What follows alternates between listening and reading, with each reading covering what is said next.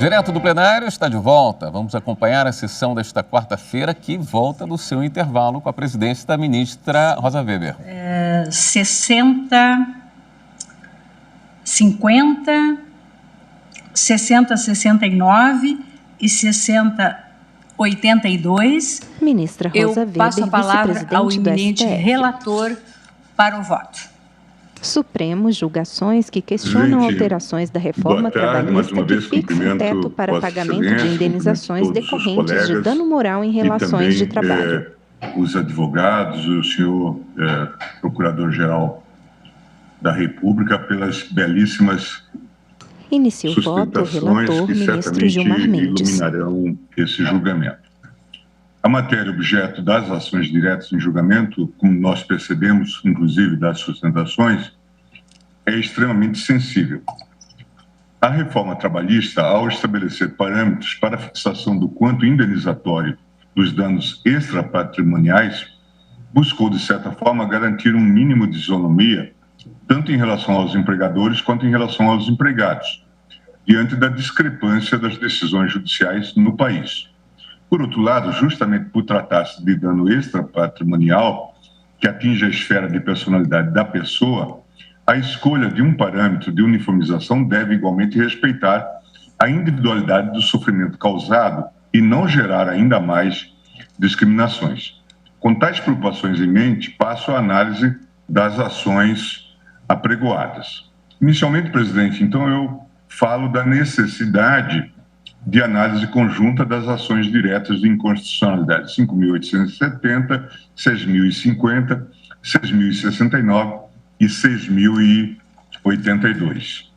E digo o seguinte, considerando o disposto nos artigos 126 e 127 do Regimento Interno, uma vez que as ADINs 5.870, 6.050, 6.069 e 6.082 questionam a constitucionalidade dos artigos 223A e 223G da CLT, na redação conferida pelo artigo 1º da Lei 13.467, de 13 de julho de 2017, a reforma trabalhista, a bem da economia e instrumentalidade processuais, trago-as a julgamento em conjunto. Passo, então, à análise das preliminares de legitimidade ativa da Associação Nacional dos Magistrados da Justiça do Trabalho e da Confederação Nacional dos Trabalhadores da Indústria, CNTI. Atendendo à representatividade adequada, a entidade de classe deve preencher os seguintes requisitos: abrangência nacional, delimitação subjetiva da associação, pertinência temática e compatibilidade entre a abrangência da representação da associação e o ato questionado. Quanto à legitimidade da Associação Nacional dos Magistrados da Justiça do Trabalho, na ADIN 5.316, de relatoria do ministro Luiz Fux, este tribunal reconheceu a possibilidade de legitimidade da entidade em casos como o presente. Quanto à legitimidade ativa da Confederação Nacional dos Trabalhadores da Indústria, CNTI, reporto meu voto de Vossa Excelência, ministra Rosa Weber, quando do julgamento da ADIN 3.470. Registro a legitimidade de causa à Confederação Nacional dos Trabalhadores da Indústria, CNTI, forte nos artigos 103.9 da Constituição da República e segundo 9 da Lei 9868, bem como o vínculo de pertinência temática entre o objeto da demanda e a missão institucional da autora. Trata-se de entidade integrante da estrutura sindical brasileira em grau máximo, com confederação representativa em âmbito nacional dos interesses dos trabalhadores atuantes em diversas etapas da cadeia produtiva, do amianto, da produção à utilização como matéria-prima. Não restam dúvidas de que a CNTI gozava de legitimidade para propor ação direta de inconstitucionalidade para defender os trabalhadores que atuavam na cadeia produtiva do amianto. Também será legitimada para propor a presente ação direta que afeta os interesses de trabalhadores de modo geral, entre eles os da indústria, digo eu.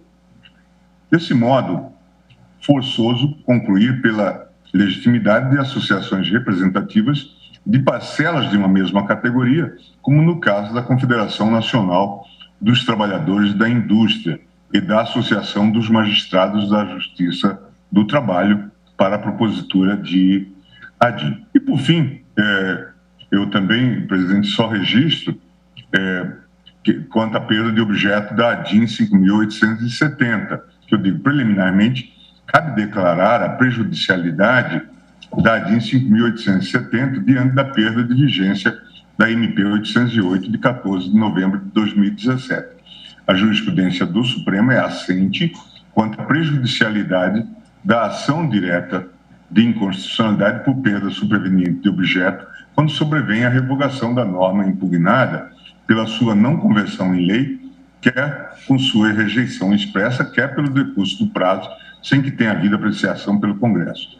Nesse sentido, confiram-se ainda os seguintes precedentes: ADIM 2087, relator ministro Dias Toffoli, ADIM 1080, redatora do acordo, ministra Rosa Weber, ADIM Agravo Regimental 2542, relator ministro Luiz Fux, ADIM Agravo Regimental 3408, ministro Dias Toffoli, ADIM 5.809, relator ministro Lewandowski. Portanto, fico por aqui por hora, presidente, porque depois passaria então a análise de mérito das ADIMs 6.050, 6.069 e 6.082, que impugnam o artigo 223A e 223G, parágrafo 1º, 2º e 3º da CLT, com a redação dada pela Lei 13.467 de 2017. Obrigada, ministro Gilmar Mendes.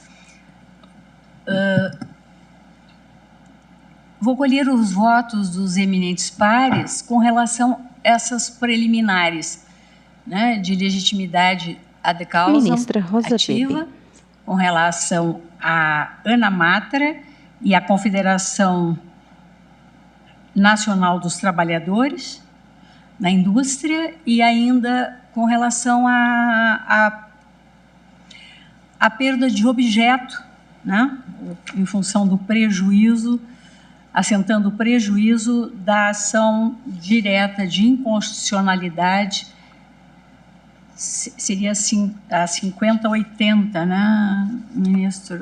É 5870, né, 5870. Colho o voto a respeito dessas preliminares do eminente ministro Nunes Marques. Senhora presidente, ministra Rosa Weber, a quem cumprimento. Ministro Nunes Marques fala por videoconferência.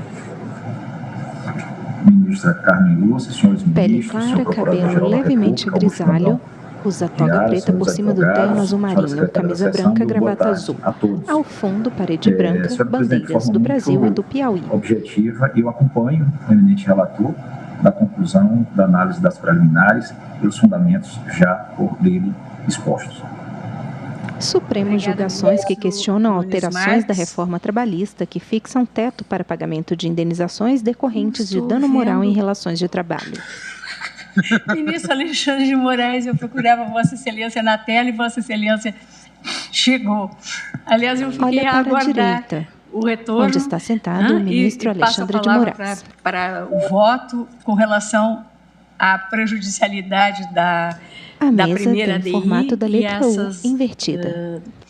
Preliminares de ilegitimidade de parte. Boa tarde, presidente. Ministra Rosa Weber. Ministro Alexandre de Moraes sorri. Ministra Carmen. Tem pele clara, completamente calvo. Usa toga preta por cima do terno, também preto, camisa clara, gravata, advogados que com listras sustentaram vermelhas. oralmente. Presidente, acompanho integralmente o eminente relator nessas preliminares. Obrigada, ministro Alexandre de Moraes. Colho o voto do ministro Luiz Edson Fachin. Senhora presidente, cumprimento Vossa Excelência. Ministro Fachin fala por videoconferência. Subscrevo os cumprimentos Tem pele que os clara, eminentes pares cabelo, já sobrancelhas e externaram bigode brancos aos e usa eminentes toga colegas preta por cima do terno ministros e, preto. de modo especial, Ao fundo, a parede Vossa de Excelência, madeira e eminente um quadro ministra ao Carmen centro. Lúcia e Sua Excelência, o relator ministro Gilmar Mendes, bem como as sustentações orais que aportaram a esta sala virtual. Permito-me também cumprimentar o senhor Procurador-Geral da República, doutor Augusto Aras, e os ilustres advogados que se encontram nessa sala virtual no momento. Senhora Presidente, o eminente ministro relator está adotando, quanto às preambulares, uma solução que vai ao encontro das compreensões, quer colegiadas, quer monocráticas, que temos tomado nessa matéria, tanto no que diz respeito à alegada ilegitimidade que não se verifica, quanto no que concerne à perda de objeto. Evidentemente, aqui há um debate relevante sobre esse tema, quando se trata de uma hipótese de revogação, eventualmente parcial da norma. Mas não é disso que se trata. Sua Excelência bem explicitou que, neste caso, houve, na verdade, o transcurso do lapso temporal e a não conversão da medida provisória em lei. Portanto, entendendo, ademais, que o mérito será ferido por Sua Excelência, por todos os votos, e merece uma definição desse colegiado, não tenho dúvida alguma em acompanhar Sua Excelência integralmente ao refutar todas as preliminares, abrindo, portanto, as portas para o exame da inconstitucionalidade alegada. Acompanhe o relator, senhora Presidente. Obrigada, ministro Luiz Edson Fachin. Colho agora o voto do ministro Luiz Roberto Barroso.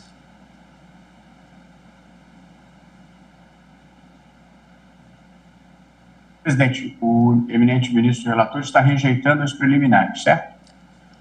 Exato, rejeita as duas preliminares de legitimidade ativa com relação à Ana Matra e à Confederação Nacional dos Trabalhadores da Indústria e assenta prejuízo com relação à ADI 5870 por perda superveniente de objeto.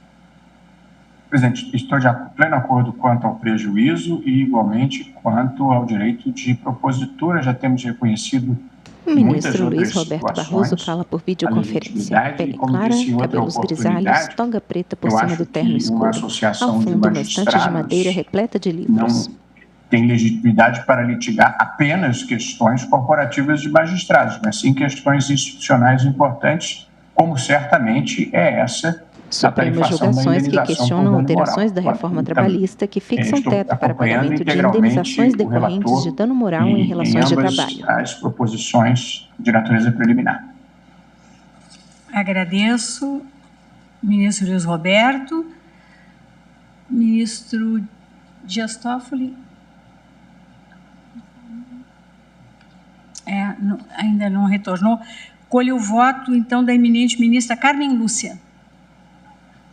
Boa tarde, presidente, senhor ministro relator, Gilmar Ministra Carmen Lúcia, pele clara, cabelos grisalhos, na altura do pescoço, lisos, toga preta por cima do terno preto. E também eu, senhora presidente, ponho-me de acordo com fundo, bandeira do Brasil e uma planta, as duas questões, além de uma mesa com cadeiras. Da ação, quanto em relação à legitimidade que se põe exatamente como temos decidido em plenário e até em alguns casos monocraticamente. Portanto, estou, senhora presidente, acompanhando o ministro relator quanto aos preliminares. Muito obrigada, ministra Carmen Lúcia. Ministro Ricardo Lewandowski, como vota Vossa Excelência? Boa tarde, senhora presidente. Eu, na pessoa de Vossa Excelência, cumprimento todos os presentes. Eu também me alinho aos votos já proferidos até este momento, acompanho integralmente a proposição quanto às preliminares e quanto à prejudicialidade formulada pelo digno relator. É como voto.